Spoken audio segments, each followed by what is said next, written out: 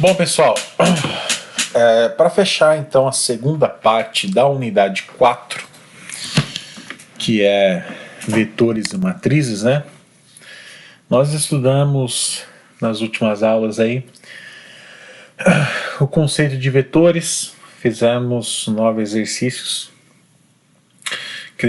Acredito, né, que é o suficiente aí para vocês desenvolverem, né, fixarem, né, bem o conteúdo, tá? Agora nós vamos estudar a segunda parte dessa unidade, que é a parte de matrizes, que ela é, vamos dizer assim, uma espécie de vetor, tá? Só que ela é um pouquinho mais complexa, um pouquinho mais abrangente, tá? Bom, vou voltar aqui no meu slide da unidade 4, na segunda parte, né? Vocês perceberam que quando eu dei a aula para vocês de vetores, eu peguei esse mesmo slide, só que eu fui até a metade dele, né? E comentei, olha gente, eu vou parar por aqui, a gente vai desenvolver uma série de exercícios e depois que nós terminarmos, né, os exercícios, aí sim a gente vai dar continuidade, né, na outra parte aí dos slides e fazer os demais exercícios, né? Enfim, agora nós vamos concluir esse tópico, tá? Bom, o que é uma matriz em programação, gente? Uma matriz, ela é bem semelhante ao vetor, só que ela é um mecanismo, né, que pode armazenar os dados em linhas e colunas. Um vetor, você somente consegue armazenar os dados somente em colunas, certo ou não? Então você tem um índice 0, 1, 2, 3, 4, 5, ou seja, se você for analisar isso, pensar em Excel, vamos imaginar um vetor dentro de um Excel. Eu só consigo armazenar as informações em colunas, né? Agora a matriz, ela já pode permitir linhas, né? Ou seja, já é algo bem mais complexo. Então, por exemplo, ó, eu tenho aqui uma matriz chamada números, né? Uma matriz do tipo inteira. Então, por exemplo, eu tenho a coluna 0, 1, 2, 3 e a linha 0, 1. Então, por exemplo, a informação 25 está onde? Está na linha 0, coluna 2. Linha 0, coluna 2. A informação 78 está na linha 1, coluna 3. Né? Então, uma matriz, pessoal, nada mais é do que um vetor, só que na verdade não é um vetor, né? Ele é semelhante ao vetor, só que agora eu posso fazer a armazenagem dos dados, né, através de linhas e colunas, tá? Como que eu faço a declaração, né, de uma matriz no C++? Pessoal, declarar uma matriz no C++ é basicamente a mesma ideia do vetor, tá? Então primeiro você coloca o tipo da matriz, vamos supor aqui, no caso, uma matriz do tipo inteira, o nome dela, e agora você vai falar, bom, essa matriz tem quantas linhas e quantas colunas, tá? No vetor, você não tinha, por exemplo, essa informação 4. Então, por exemplo, números 2, por exemplo, era um vetor com 2 posições. Agora, na matriz, você tem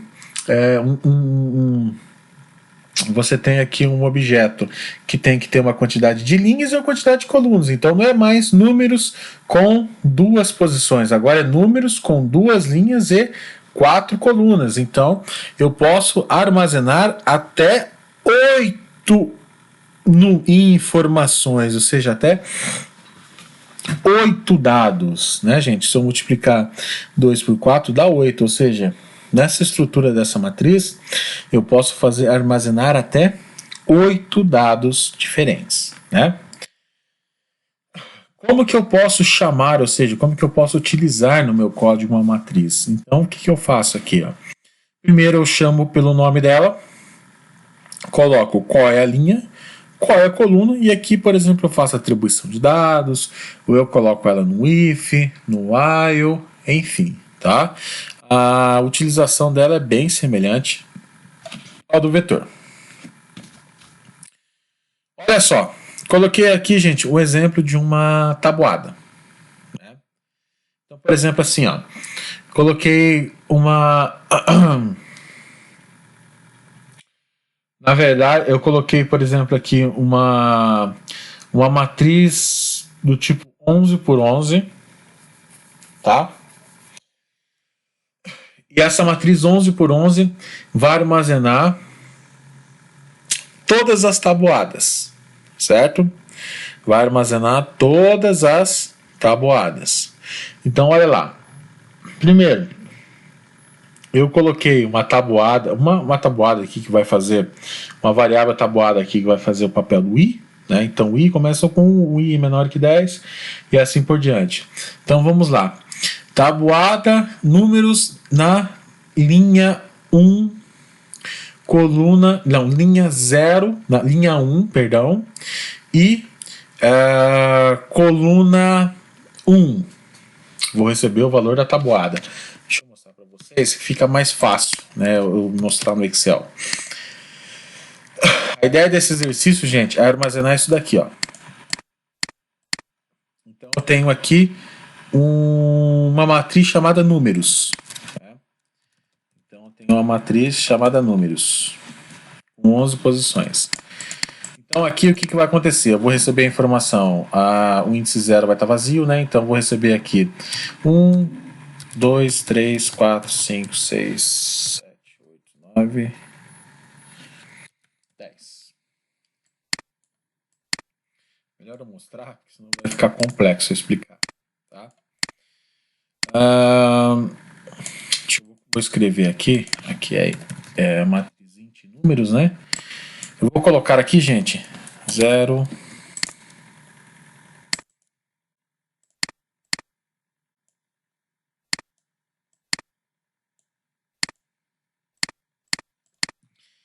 Isso aqui seria os números da minha matriz, né? Vou até colocar em vermelho.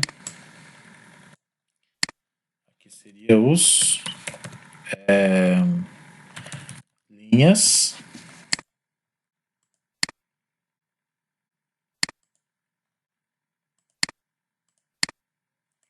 Aqui seriam as linhas da minha matriz. Né? E agora eu tenho 11 posições também de colunas. Então eu tenho 11 posições.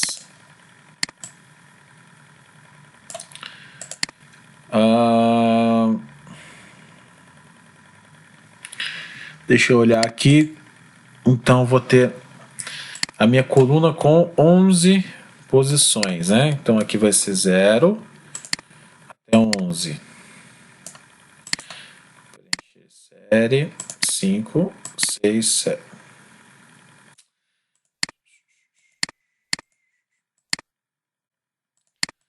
9, 10, 11.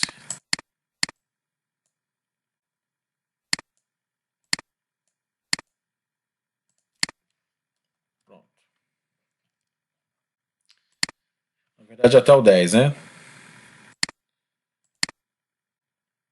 9, 10. Na verdade, até o 10. Deixa eu diminuir um pouquinho aqui. Pra gente entender o conceito. Então, a minha matriz é isso aqui, ó. Basicamente, minha matriz é isso aqui. Tem 11 por 11. Bom, isso aqui é minhas linhas, né? Aqui agora são as minhas colunas. Tá? Então, minha matriz do tipo int números. Deixa eu colocar aí.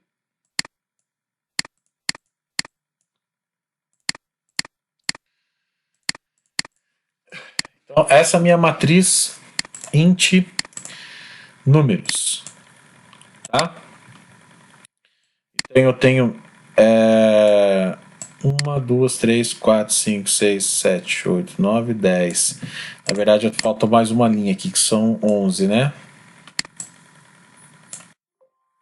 São 11 posições.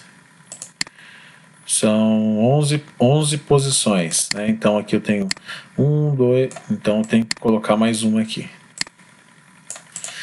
Por 11, aqui é 0, tá faltando uma coluna aqui.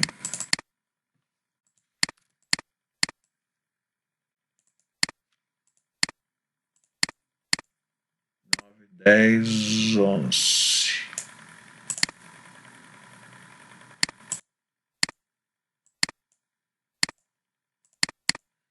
Aí. Deixa eu colocar nessa mesma largura.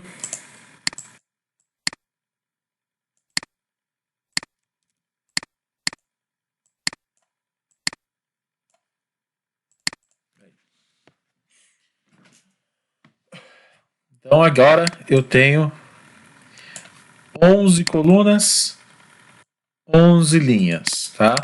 Então a matriz que eu acabei criando aqui, gente, ó, eu criei uma matriz chamada números com 11 linhas e 11 colunas, uma matriz do tipo int aqui, tá? 11 linhas e 11 colunas, tá? Bom, o que vai acontecer aqui? Aqui vai acontecer o seguinte, ó. Criei um last repetição for, começa com 1, vai até 10, tá? E incrementa de 1 em 1. Então, dentro deste last repetição for, eu coloco mais um last repetição for. Lembra que no vetor, pessoal, eu tinha para fazer a varredura, né? Num last repetição for, eu precisava, como se diz, eu precisava colocar um for, né? Fazer a varredura. Na matriz não é diferente, tá? Só que na matriz você tem linhas e colunas. Então o que vem na sua mente? Bom, se eu tenho linhas e colunas, eu tenho que ter um for para as linhas e tenho que ter um for para as colunas. Por isso que é um for dentro de um for, né? Então esse primeiro for aqui é o for para trabalhar com as linhas. E esse segundo for aqui é um for para trabalhar com as colunas, tá? Então como que fica? Bom, esse primeiro for vai até 10, né, de 1 a 10, então ele vai armazenar as informações de 1 a 10, das linhas de 1 a 10, e esse segundo for vai varrer as colunas de 1 a 10 também. Então ele vai varrer as colunas aqui de 1 a 10. Então ele vai pegar esse for dentro desse for, ele vai trabalhar dentro desse range aqui, né? Vou até colocar em amarelo. Ele vai trabalhar dentro desse range em amarelo aqui, tá? Bom, o que ele vai fazer?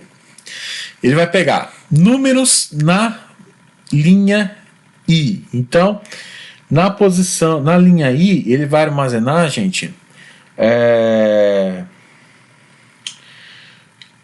ele vai armazenar essas informações aqui, ó. 1, 2, 3, 4, 5, 6, 7, 8, 9, 10, tá? Então ele vai fazer a armazenagem dessas informações aqui. 1, 2, 3, 4, 5, 6, 7, 8, 9, 10, tá?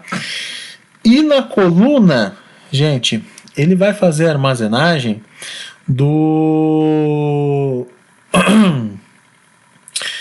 vai fazer uma... Perdão. Deixa eu explicar melhor aqui. Então vamos lá. Vamos imaginar. Tabuada na posição 1, ou seja, linha na posição 1 e na posição 1, né? Ou seja, linha na posição 1, coluna na posição 1. Então aqui 1, 1, 1, 1 seria aqui, né? O que ele vai armazenar? Ele vai armazenar 1 vezes tabuada, né? Então 1 que multiplica 1 é 1. Então aqui ele vai armazenar 1. Tá? Bom, giro o meu for aqui, ou seja, incremento mais aqui. Tabuada continua valendo 1, né? Então ele continua aqui nessa segunda linha, só que ele vai passar agora para a segunda coluna. Então ele vai fazer o quê? E na segunda linha, mas na primeira linha ainda, continua na linha 1 ainda, né? Que esse segundo for está varrendo as colunas primeiro, né? Então ele vai fazer o quê? O I está valendo 2. 2 vezes 1 é 2. Certo? Então aqui ele vai armazenar 2, tá? E aqui agora, incrementa 1 no i, o i passa a valer 3. Então números na linha 1, na posição 3, vai receber 1 vezes 3. Então o i vai valer 3, ou seja, aqui, gente, eu vou receber a tabuada do 1, certo? Aqui eu vou receber a tabuada do 1. A partir do momento que eu termino esse for, eu volto para esse for maior, incremento 1 na tabuada. Tabuada aqui agora vai valer 2. Então, número na linha 2, ou seja, linha 2 vai receber o quê? Na linha 2, no i, na posição 1. 2 vezes 1 é 2. Então, aqui vai colocar a posição 2. Então, aqui ele vai fazer o cálculo da tabuada, né? Ou seja, ele vai calcular aqui, vai fazer o cálculo, né, da tabuada do 2. Vou até colocar aqui em oculto, aqui é a tabuada do 1, aqui é a tabuada, do 1, vou deixar até em... Então o que ele vai fazer aqui? Ele vai pegar aqui e multiplicar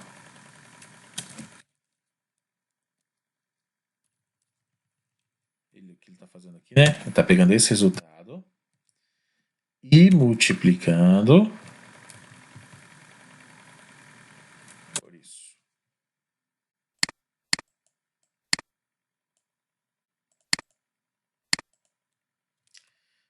Não, melhor não fazer isso não, senão vai ficar complicado. Tá? Bom, continuando aqui. Bom, o i vai incrementar, vai passar para a coluna 2 agora. Coluna 2, tabuada na linha 2. Na coluna 2, vai receber o quê? 2 vezes 2 é igual a 4. Né? Incrementa 1 no i. O i passa a valer 3. Então, tabuada na linha 2, coluna 3. Então, vai fazer o quê? Ó, tabuada na linha 2, coluna 3. Então, vai fazer o quê? I vale 3, tabuada vale 2. Então, aqui vai passar a valer 6. Né? Vai ser a mesma coisa aqui. 2 vezes 3. O i aqui incrementa 1. Então, o i na coluna, na linha 2, coluna 4, gente, vai passar, vai ser 2 vezes 4, vai dar 8. Ou seja, o que dá a entender aqui? Ele dá a entender que na linha 1 da matriz, ele vai armazenar a tabuada do 1. Na linha 2 da matriz, ele vai armazenar a tabuada do 2. Na linha 3 da matriz, ele vai armazenar a tabuada do 3. Na linha 4 da matriz, ele vai armazenar a tabuada do 4. Né? E assim por diante. Né? Então a ideia desse exercício, né, ou seja, desse exemplo que eu fiz aqui, é fazer o cálculo da tabuada, certo ou não? Ou seja, armazenar a tabuada da forma como eu estou fazendo aqui. Né, gente? Ou seja, em cada linha aqui eu tenho uma tabuada. Então, por exemplo, eu tenho a tabuada do 1, aqui eu vou ter a tabuada do 2 e assim por diante, tá? Isso aqui é um exemplo aqui da aplicação da matriz. E depois eu coloquei um printf. Então eu falei para o usuário, olha, escolha uma tabuada. Então o usuário foi lá e escolheu uma tabuada. Então ele digitou lá, sei lá, 2, por exemplo. Na hora que ele digitou 2, eu coloquei i, mais um laço de repetição for, certo ou não?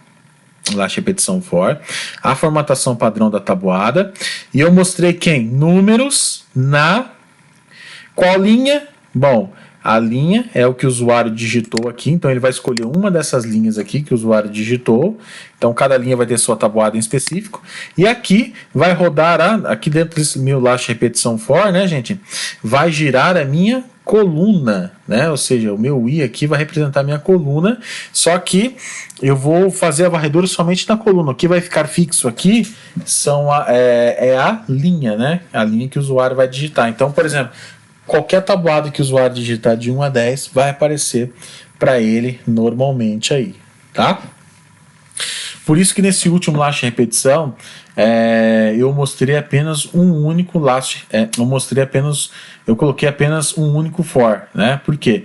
Porque aqui o usuário escolheu uma das tabuadas, ou seja, escolheu uma das linhas e mostrou na tela. Ou seja, o código falou assim: olha, fala qual tabuada que você quer. Então o usuário foi lá, escolheu uma tabuada, o software foi na linha em específico, colheu os dados e mostrou. Agora, nesse outro for, eu tive que armazenar os dados na matriz. Então, foram dois. Por quê? Porque eu tive que trabalhar com a linha e com a coluna. Tá? Agora, no segundo for, eu tive que trabalhar com uma linha fixa e as colunas. Então, bastou-me somente um único for. Por quê? Porque a linha era fixa.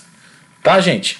Basicamente, né, essa parte introdutória, esse conceito introdutório aí, é este, né, gente? Para fixar mais ainda, ou seja, para que vocês possam, né, entender 100% esse conteúdo, vocês têm que praticar os exercícios, tá?